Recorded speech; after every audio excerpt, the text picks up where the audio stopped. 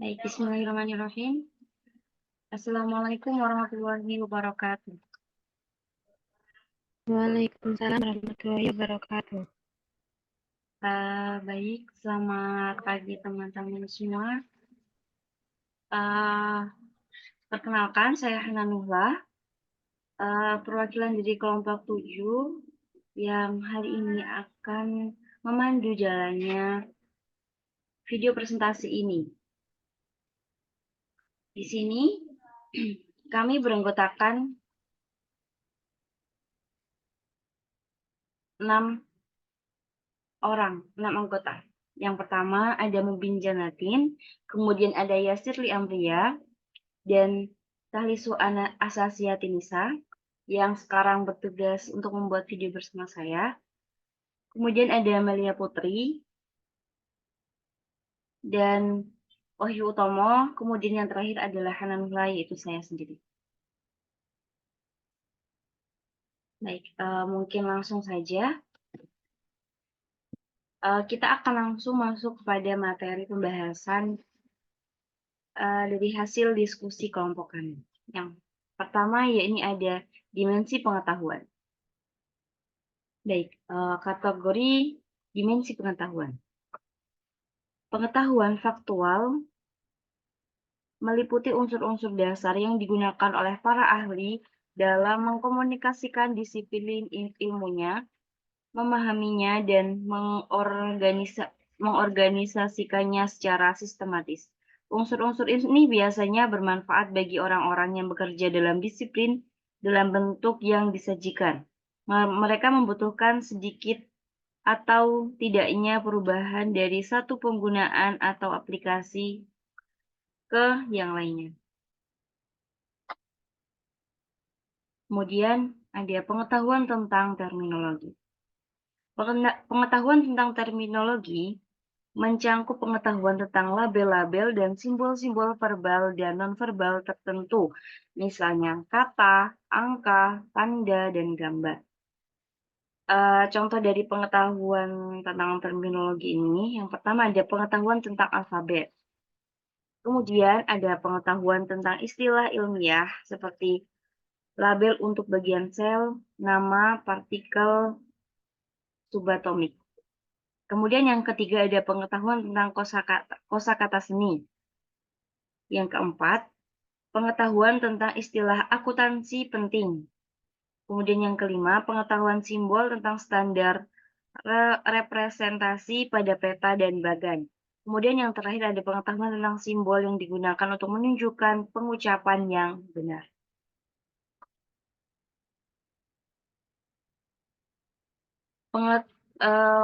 Materi selanjutnya yaitu tentang pengetahuan tentang detail dan elemen spesifik.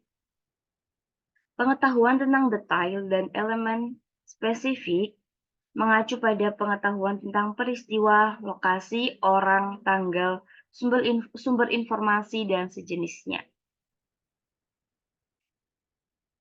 Yang pertama itu ada pengetahuan tentang fakta utama tentang budaya dan masyarakat tertentu. Kemudian yang kedua ada pengetahuan tentang fakta-fakta praktis yang penting bagi kesehatan kewarganegaraan dan kebutuhan tentang perhatian manusia lainnya. Kemudian yang ketiga, ada pengetahuan tentang nama, tempat, dan peristiwa yang lebih penting dalam berita. Yang keempat, ada pengetahuan tentang reputasi penulis tertentu untuk menyajikan dan menafsirkan fakta tentang masalah pemerintahan. Yang kelima, pengetahuan tentang produk utama dan ekspor negara. Kemudian yang terakhir tentang pengetahuan sumber informasi yang dapat dipercaya untuk pembelian yang bijak.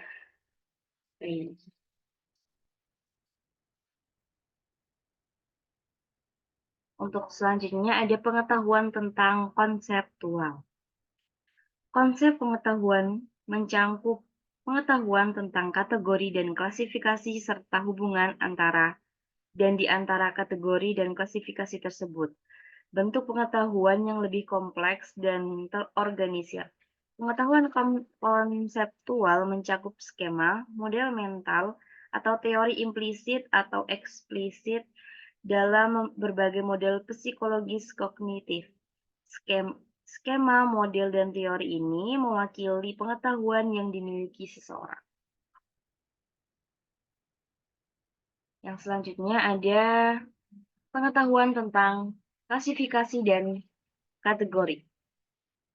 Pengetahuan tentang klasifikasi dan kategori umum merupakan cerminan dari bagaimana para ahli di lapangan berpikir dan menyelesaikan masalah. Sedangkan pengetahuan tentang detail spesifik mana yang menjadi penting berasal dari hasil pemikiran dan pemecahan masalah tersebut.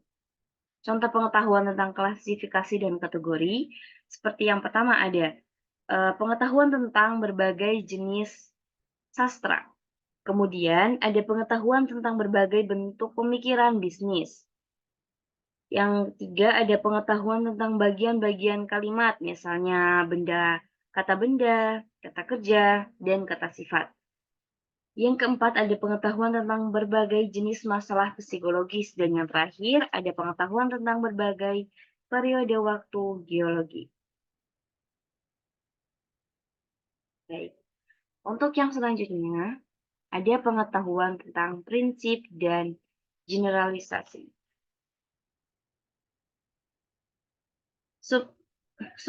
Subtipe ini mencangkup pengetahuan tentang abstraksi partikuler yang mencangkup pengamatan terhadap fenomena-fenomena. Abstraksi ini memiliki nilai terbesar dalam mendeskripsikan, memprediksi, menjelaskan, atau menentukan tindakan atau arah yang tepat dan relevan yang dapat diambil. Prinsip dan generalisasi atau arah yang tepat dan relevan yang dapat prinsip dan generalisasi menyatukan sejumlah besar fakta dan peristiwa spesifik, menjelaskan proses dan keterkaitan di antara detail spesifik ini, sehingga membentuk klasifikasi dan kategori.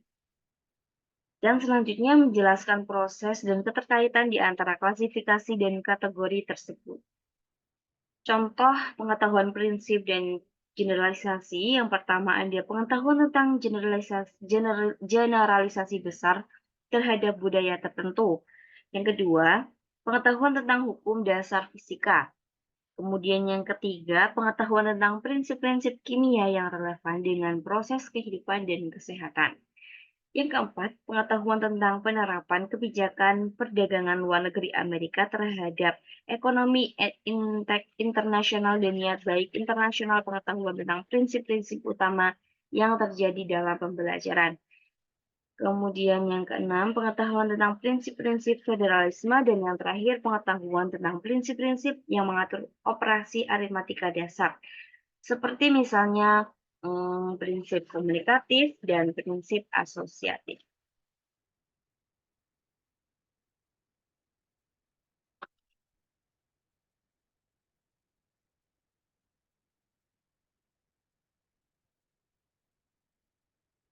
Baik, untuk materi selanjutnya akan dijelaskan oleh teman saya, Mbak Talisu, dipersilahkan.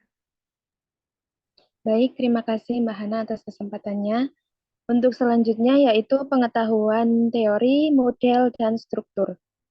Subtipe ini mencakup pengetahuan tentang berbagai paradigma, epistemologi, teori, dan model yang digunakan berbagai disiplin ilmu untuk mendeskripsikan, memahami, menjelaskan, dan memprediksi fenomena. Nah, contoh dari pengetahuan, teori, model, dan struktur yaitu yang pertama, pengetahuan tentang keterkaitan antar prinsip kimia sebagai dasar teori kimia. Yang kedua yaitu pengetahuan tentang keseluruhan struktur kongres, yaitu organisasi dan fungsi. Yang ketiga, pengetahuan tentang organisasi struktural dasar pemerintah kota setempat. Yang keempat, pengetahuan tentang rumusan teori evolusi yang relatif lengkap. Yang kelima, pengetahuan tentang teori lempeng tektonik. Kemudian yang terakhir, pengetahuan tentang model genetik, misalnya DNA. Selanjutnya yaitu pengetahuan prosedur. Pengetahuan prosedur adalah pengetahuan tentang bagaimana cara melakukan sesuatu. Yang pertama yaitu ada pengetahuan keterampilan mata pelajaran khusus dan algoritma.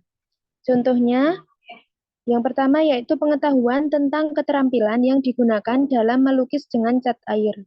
Kemudian yang kedua, pengetahuan tentang keterampilan yang digunakan untuk menentukan arti kata berdasarkan analisis struktural. Kemudian yang kedua yaitu pengetahuan tentang teknik dan metode khusus mata pelajaran. Contohnya, yaitu pengetahuan tentang metode penelitian yang relevan dengan ilmu sosial. Kemudian selanjutnya, pengetahuan tentang teknik-teknik yang digunakan para ilmuwan dalam mencari pemecahan masalah. Dan yang terakhir yaitu pengetahuan tentang metode untuk mengevaluasi konsep kesehatan.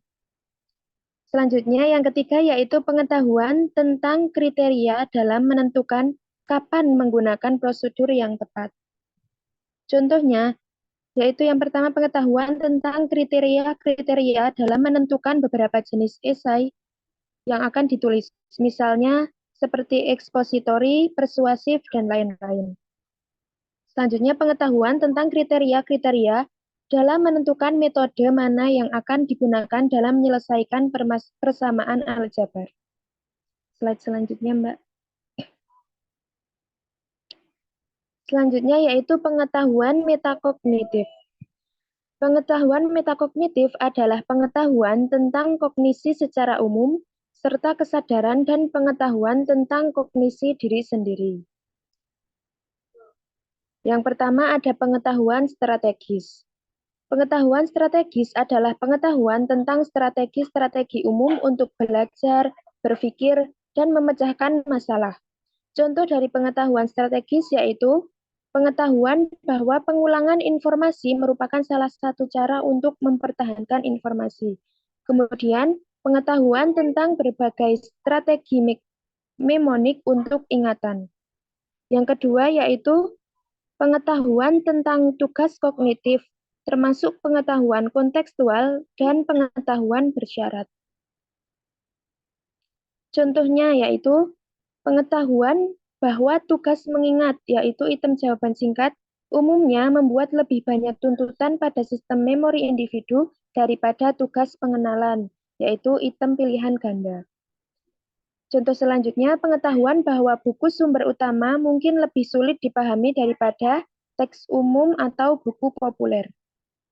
Yang ketiga yaitu pengetahuan diri. Contoh dari pengetahuan diri yaitu pengetahuan bahwa seseorang memiliki pengetahuan di beberapa area, tetapi tidak di area lainnya. Selanjutnya, pengetahuan bahwa seseorang cenderung mengandalkan satu jenis alat kognitif dalam situasi tertentu. Slide selanjutnya.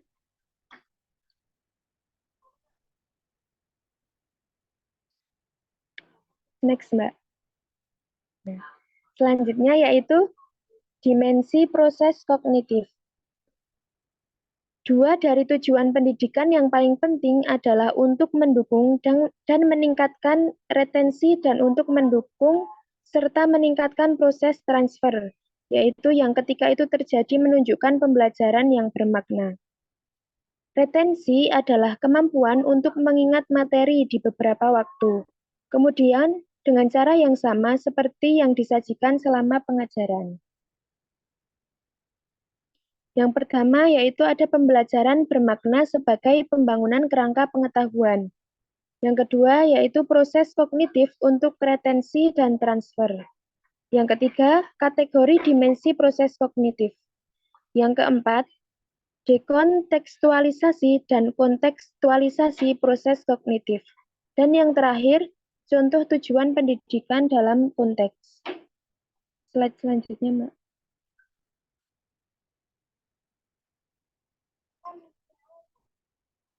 Selanjutnya yaitu menggunakan tabel taksonomi.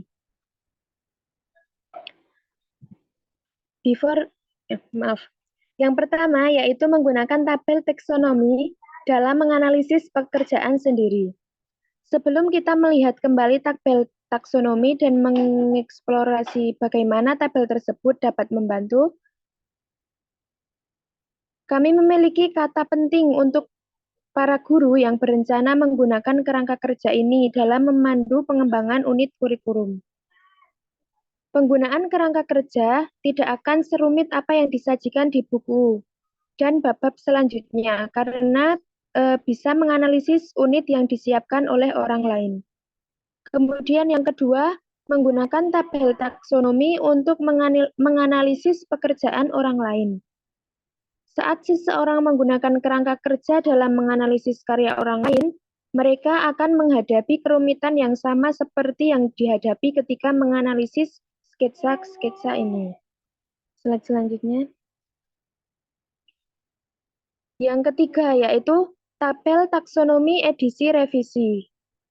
Berisi yang pertama pertanyaan pembelajaran atau learning question. Yang kedua pertanyaan pengajaran atau instruction question. Yang ketiga pertanyaan penilaian atau assessment question. Yang terakhir yaitu pertanyaan penyelarasan atau alignment question. Yang keempat, problem-problem dalam mengklasifikasikan tujuan. Yang pertama yaitu ada tingkatan spesifisitas masalah. Yang kedua, masalah pembelajaran sebelumnya. Dan yang terakhir yaitu membedakan tujuan dari kegiatan. Slide selanjutnya.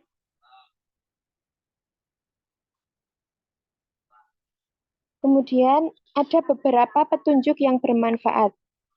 Yang pertama, bisa mempertimbangkan kombinasi kata kerja maupun kata benda. Dan yang kedua yaitu mengaitkan jenis pengetahuan dengan proses. Yang ketiga, pastikan kita memiliki kata benda yang tepat. Dan yang terakhir yaitu mengandalkan banyaknya sumber.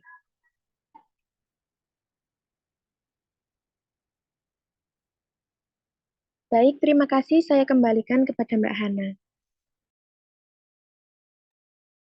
Baik, terima kasih Mbak Rahlisu atas penyampaiannya tadi. Alhamdulillah selesailah sudah presentasi dari kelompok kami. Mohon maaf apabila tadi terdapat beberapa kesalahan. Sekian, wassalamualaikum warahmatullahi wabarakatuh. Waalaikumsalam warahmatullahi wabarakatuh.